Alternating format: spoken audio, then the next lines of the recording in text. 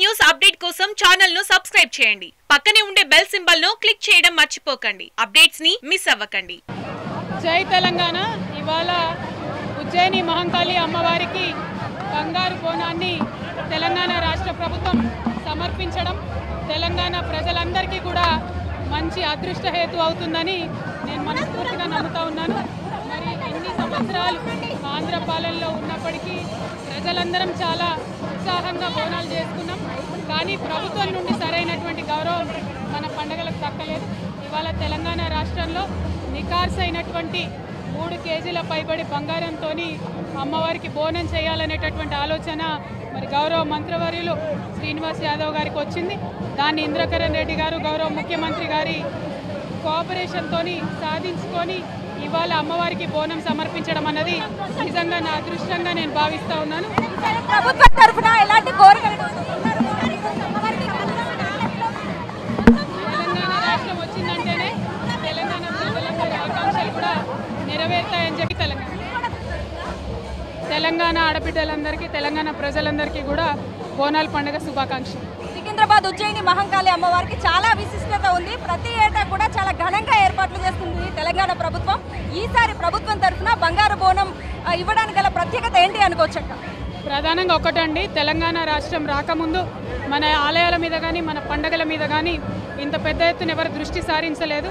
కానీ తెలంగాణ రాష్ట్రం వచ్చినప్పటి నుండి ప్రతి సంవత్సరం బోనాలను కూడా రాష్ట్ర పండుగ గుర్తించి చిన్న చిన్న ఆలయాలకు కూడా ప్రభుత్వం తరఫున సంబరాలు వెళ్తున్నటువంటి సంగతి మీ అందరికీ తెలిసిందే. మరి దాంతోపాటు ఉజ్జయిని మహంకాళి అమ్మవారిని ప్రత్యేకించి అమ్మవారికి ఉండేటటువంటి బంగారాన్ని అంతటి కూడా మరి ఈ యొక్క బోనం రూపంలో మార్చి ఇవాళ 3 కిలోలకు పైబడినటువంటి బోనాన్ని అమ్మవారికి తెలంగాణ ప్రభుత్వం తరఫున సమర్పిస్తూ ఉన్నాము. మరి చాలా అదృష్టంగా నేను భావిస్తున్నాను.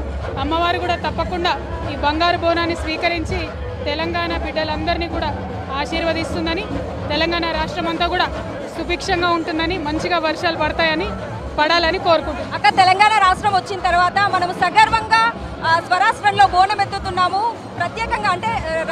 ప్రత్యేకంగా నిధులు సమకూర్చి ప్రభుత్వం చాలా ఘనంగా ఏర్పాట్లు చేస్తోంది. సో ఈసారి ఎలాంటి ఏర్పాట్లు చేస్తారనుకోవచ్చు? ఈసారి మీరు ఎలాంటి మొక్కుకోబోతున్నారు? రాష్ట్రం తరఫున బంగారు బోనం సమర్పిస్తున్నారు కాబట్టి ఎప్పుడైనా కూడా మొక్కేది ఒకటే. తెలంగాణ రాకముందు తెలంగాణ రావాలని మొక్కేది ఏ దేవుడి దగ్గర పోయినా. తెలంగాణ వచ్చిన తర్వాత తెలంగాణ ప్రజలందరూ బాగుండాలని మొక్కుతాం.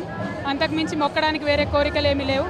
ఇంకొకటి, బంగారు బోనం సమర్పించడానికి చాలా పెద్ద ఎత్తున ఏర్పాట్లు చేయడం జరిగింది. దాదాపుగా 1000 మంది కళాకారులు తెలంగాణ వ్యాప్తంగా తరలి వచ్చారు. వేలాది మంది ఆడబిడ్డలు బోనాలు కూడా తీసుకొని అమ్మవారి కోసమని బయలుదేరారు. మరి రాష్ట్ర ప్రభుత్వం తరఫున ఇచ్చేటటువంటి ఈ బంగారు బోనం కార్యక్రమం అంగరంగ వైభవంగా కిలోమీటర్ల పొడవున పెద్ద ఊరేగింపుతో వెళ్ళడం చాలా సంతోషంగా. అక్క 1008 మంది అంటే ఈ బోనాలతో ఈ బంగారు బోనాన్ని మీరు అమ్మవారికి సమర్పిస్తున్నారు. మీరు ఎలా ఫీల్ అవుతున్నారు? ప్రభుత్వం తరఫున ఇలా బంగారు బోనం సమర్పిస్తున్నారు. నిజంగా ఎన్నో జన్మలు చేసుకున్నటువంటి పుణ్యం ఉంటే తప్ప ఇటువంటి అవకాశం రాదు. ఇదంతా కూడా తెలంగాణ ఆడబిడ్డల యొక్క దీవెన, తెలంగాణ ప్రజల యొక్క ఆశీర్వాదం. ఇటువంటి మంచి అవకాశం వచ్చిందని నేను అనుకుంటున్నాను. Thanks for watching. Please like, comment, share. Follow on Facebook, Google+, Twitter, Instagram. For more updates, please subscribe Great Telangana TV.